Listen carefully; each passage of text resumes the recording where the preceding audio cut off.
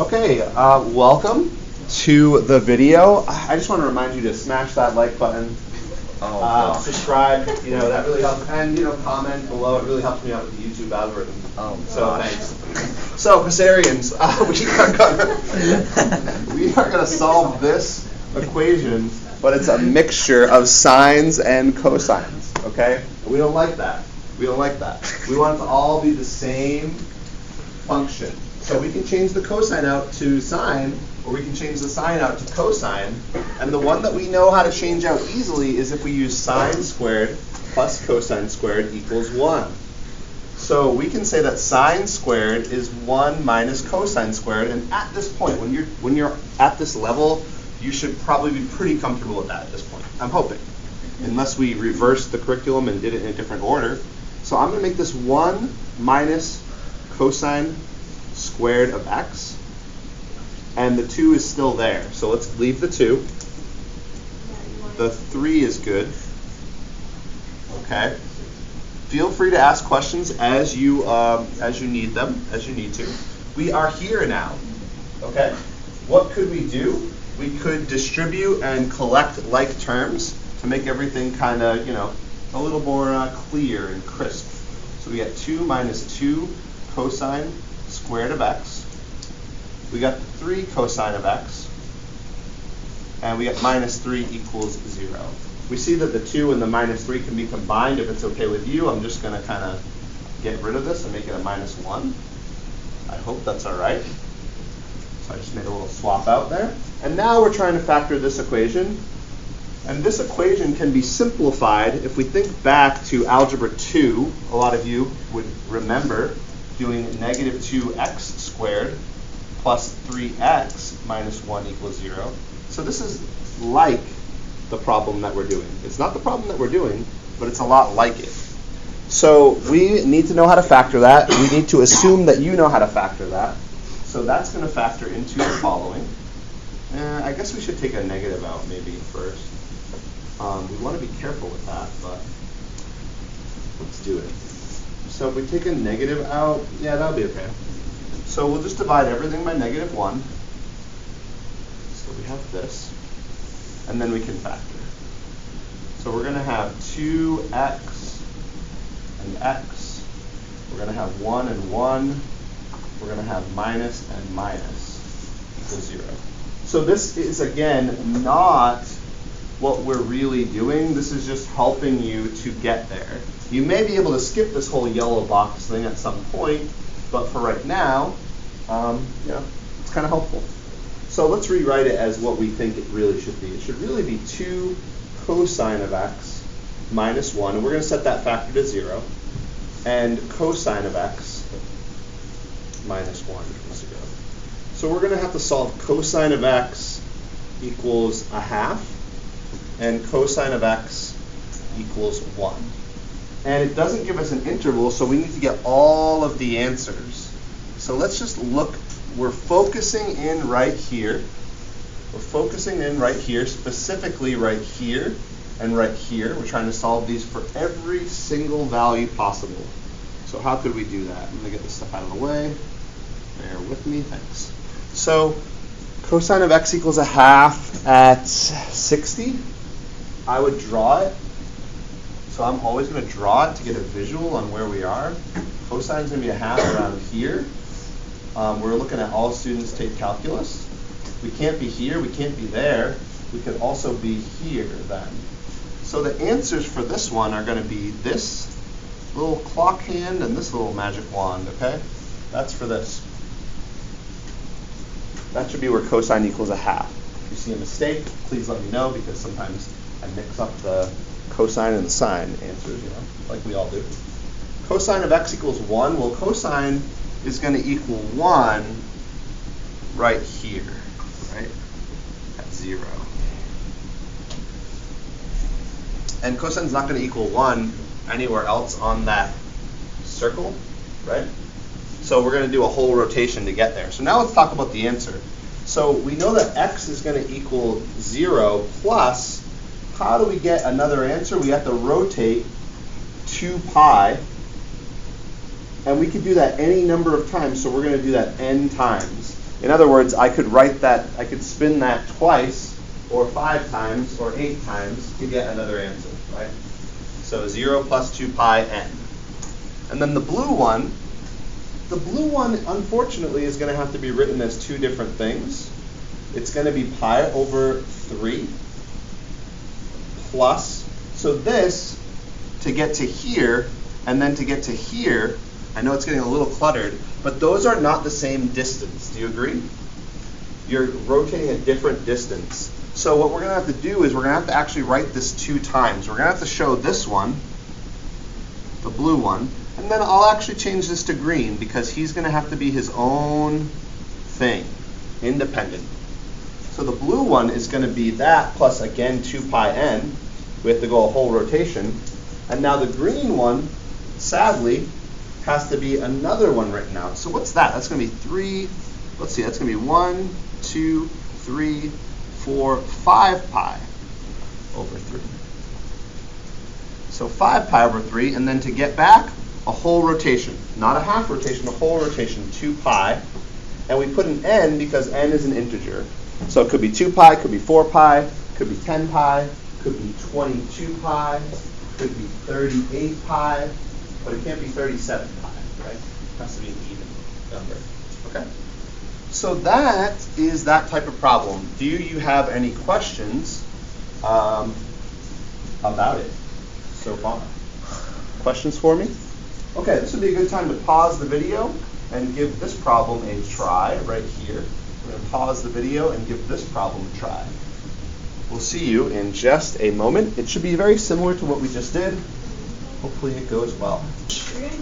All right, so hopefully you paused the video and you just crushed this problem. There's no big deal. You have to get rid of either secant or tangent. I would get rid of secant because I don't really want to solve the secant at all. So since cosine squared or sine squared plus cosine squared is equal to 1, I'm going to move at a quicker pace because you might have already done the problem. The way we'll get secant is we'll divide by cosine squared. So when we divide by cosine squared, we get tangent squared plus 1 equals secant squared. So that means that this could actually be just tangent squared plus 1. So tangent squared of x plus 1 for that. Everything else is just kind of coming along for the ride. So the 3 is still there. The minus 2 tangent squared of x is still there. The minus 4 is still there. The equals 0 is still there. So everything is good. Let's forget about what was up above there and just focus on what we have now. So try to keep it as clean as possible. I'm going to erase this because I feel sometimes that the board gets really cluttered and it's hard to really know what's going on. You can have a video. You have a video, so you can always pause and see what I just erased. So that gives us the following: 3 tangent squared of x plus 3 minus 2 tangent squared of x minus 4 equals 0. Combining similar terms, we have a plus 3 and a minus 4, which would be a minus 1. I'm not going to go ahead and convert that all to just regular x's. I'm going to go ahead and simply factor this now. So what we're going to have is 3 tangent of x, and we're going to have 1 and 1. And that's going to give us a negative 3 and a positive 1. This is going to be tangent of x. That is how we factor that. We're then going to set each factor equal to 0. Any issues with the factoring? Yes, go ahead. Oh, shoot. Yeah, that's great. So, thankfully, somebody saved me. If this wasn't squared, you can see why I would go down this path. It factors beautifully if it's not squared. Of course, it is squared. So as you can see, my major error that a student just helped me out with is that this is squared and this is squared. So I am totally wrong here. Beautiful. It's going to be a good thing for you, I think. It's going to be a good thing for you. So what's going to happen is that these are just going to combine to simple tangent squared of x. And if we add the 1 to both sides, we have just this equation. We like that better, right? So that gives us tangent of x equals, we're going to square root both sides. We're not going to forget our plus or minus. We're not going to forget our plus or minus. We're going to plus or minus 1. So let's just draw that in. So thank you for the help with that. So tangent of x is going to be 1 here. All students take. Tangent of x is going to be 1 here. Tangent of x is going to be negative 1 here. Tangent of x is going to be negative 1 here. What do you notice about the pinwheel sort of situation? Are these spaced the same? So I made them all the same color because we can write this in just one shot. Because we can basically just pick one of these, which I would just pick this guy. Okay? And I would say x is equal to pi over 4 plus how much do I have to go to rotate to him? It's awkward, but it's pi over 2. Yeah? It's like it's diagonal instead of up and down, but it's still pi over 2. So every time you add pi over 2, it's going to work. That's what that n means. So that's pi over 2n. And we have to remember n is an integer. So at some point, when you have to do this on an assessment, you have to make sure that it's clear to me that n is an integer. I will not assume that you know that. All right, let's move on. I'd like to get through at least one more. And we're doing okay on time. Not great. Not great, but not terrible. This is another checkpoint. That can't be really right. I think we're going to be here. Squaring and converting to quadratic type. This one's on an interval, so that's nice. Let's look at it. What do you think is going on here? Because, first of all, we have a mixture of sines and cosines, right? We don't like that. We can't really swap a cosine out for a sine, but we could swap a cosine squared out. Would you agree? So how could we manufacture a cosine squared here? Is there a way we could manufacture a cosine squared? You know what I mean? Could we do something to both sides? Remember, now we're solving equations. We can do the same thing to both sides now. I know that last section we were verifying we couldn't do the same thing to both sides, but now we can again. We're back. So what would we multiply by? I'm thinking a cosine here. Yeah, that would, you could multipy by cosine, but your best bet, I think your best bet is going to be to try to get this and use the conjugate of it. I don't even know, but I think that's your best bet. So what I would multiply by is cosine of x minus 1, and then cosine of x minus 1. You want to go down this road? You can go down this road. Okay. So that means that cosine of x plus 1 is still there. That was what was there. And sine of x is still there. So I multiply by that on both sides. I feel okay about it. I don't love that there's a cosine on both sides. I can't see a better way. So let's see. Oh, they just squared. Oh, this is even better. Look at the remark, guys. Maybe we should have read that. This is going to have a dead end. It's not. It's a smart idea. What I wanted to do with this blue was a smart idea, but it's still going to have a dead end because we're going to have a mixture of sines and cosines. What we can do, and maybe not a dead end, but it's going to be kind of miserable. You want the miserable part or no? No. Okay. So if we are smarter and we read this remark that is here, it says you square both sides. Now you take care of the cosine, you get that squared, and you get the sine squared, and you can then just do an easy swap. So what we're going to do is we're going to square this side, cosine of x plus 1.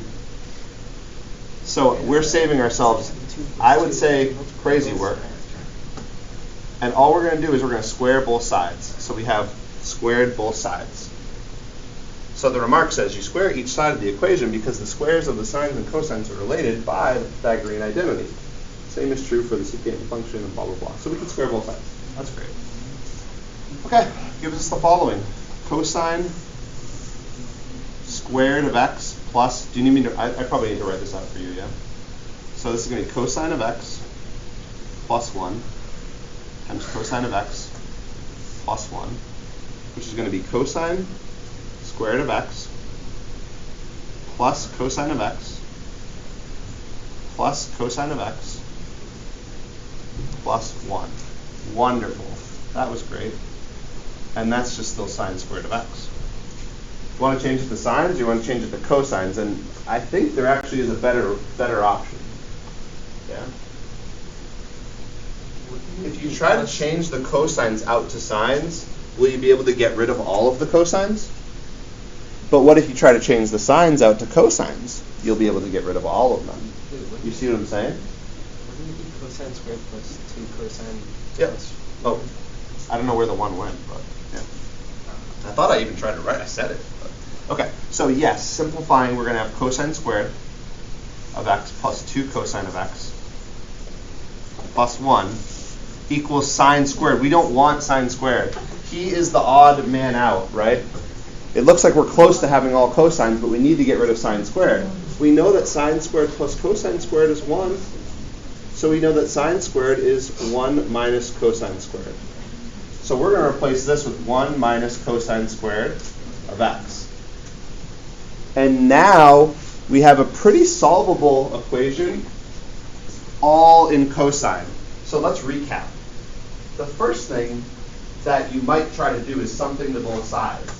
Now, squaring both sides is an option. It's not an option that I usually go for, but it's something that we want to just kind of like, maybe a little flag, think about that. That's an option. I usually like to multiply by something on both sides. But squaring both sides, because both of them were not squared, helped us to get it all down to one trig function.